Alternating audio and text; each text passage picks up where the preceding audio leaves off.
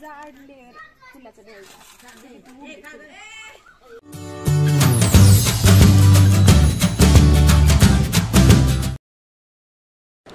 नमस्कार मंडळी, कशा आहात सगळे? स्वस्त असाल, मस्त असाल.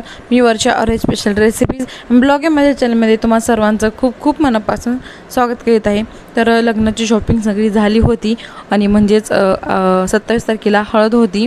तर हळदीचे डेकोरेशनवाले आलेले होते आणि मग एकीकडे हळदीचं मंडपाचं जे डेकोरेशन होतं तर ते चालू होतं आणि एकीकडे आमचा गहना जो होता तो सकाळीच म्हणजे लेडीजनं हळद वगैरे दळली होती, पण आम्हाला डेकोरेशन वगैरे करायचं होतं. त्याच्यामुळे म्हटलं हळदीच्या मंडपामध्येच छान दिसेल आणि ऑलरेडी त्यांचं एकीकडे डेकोरेशन आणि हे आपलं गहण्याचं डेकोरेशन एकदम छान दिसेल म्हणून आम्ही पण दुपारून 3 ते 4 1 तासामध्ये मस्त असं गहण्याचं जे डेकोरेशन असतं सो ते कंप्लीट केलं. आणि आज हळद आहे त्याच्यामुळं खूप एन्जॉय करणार आहोत आम्ही आणि एन्जॉयसुद्धा केला. आणि लग्नाची शिरी तुमच्यासोबत मी आज शेअर करणार आहे. तर हा पार्ट 1 व्हिडिओ आहे. इथून पुढं जेवढे 3-4 जे व्हिडिओ पार्ट असतील सो ते बघायला विसरू नका. आणि हो, चॅनलला लाईक करा, शेअर करा आणि सबस्क्राईब करा. तर चला मग ब्लॉगला सुरुवात करूयात. सो तर गहण्याला डेकोरेशन करण्यासाठी आम्हाला पाहिजे होती फुलं.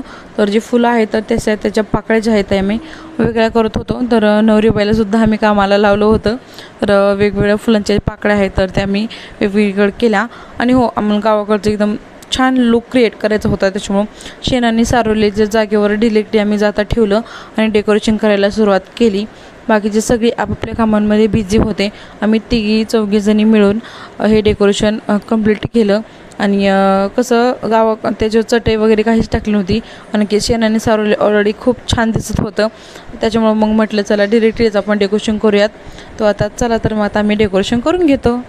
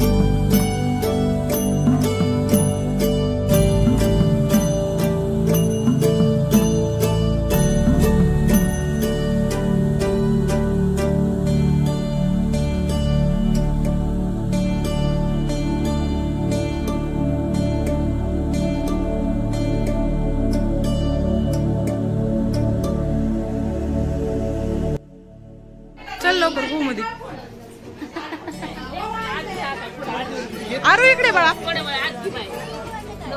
हाय कर ना जरा एकदा. हाय.